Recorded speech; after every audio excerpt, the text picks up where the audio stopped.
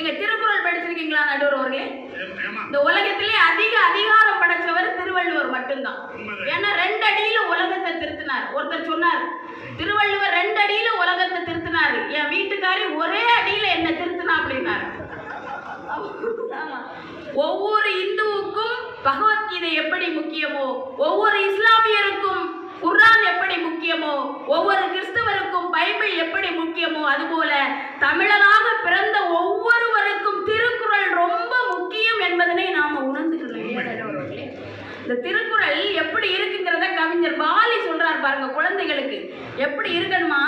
கிளி போல பேசு, நீ குயில் போல பாடு, மலர் போல சிரித்து நீ குறள் போல வாடு, மனதோடு கோபம் நீ வளர்ந்தாலும் பாவம், மெய்யான அன்பே தெய்வீகமாகும், மெய்யான அன்பே தெய்வீகமாகும்.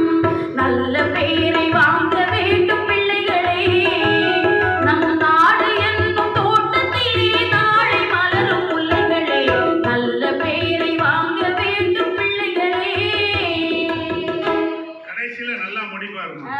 விழி போல எண்ணி நம் மொழி காக்க வேண்டும், தவறான பேருக்கு நேர் வழி காட்ட வேண்டும், மனதோடு கோபம் நீ வளர்த்தாலும் பாவம், மனதோடு கோபம் நீ வளர்த்தாலும் பாவம், மெய்யான அன்பே தெய்வீகமாகும், மெய்யான அன்பே தெய்வீகமாகும்.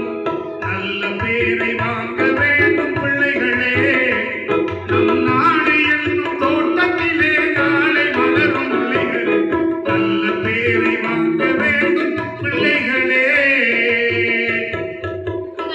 அந்த காலத்திலயும் சரி இந்த காலத்திலயும் சரி திருக்குறளை தழுவி எத்தனை திரைப்பட பாடல்கள் வந்திருக்கு தெரியுமா உங்களுக்கு? பார்த்திபன் கனவுன்னு ஒரு திரைப்படம் நடுவர். ஆமா, இன்னைக்குள்ள பார்த்திபன் கனவு ஸ்னேகாவும் ஸ்ரீகாந்தும் நடிச்ச படம். அதுல என்ன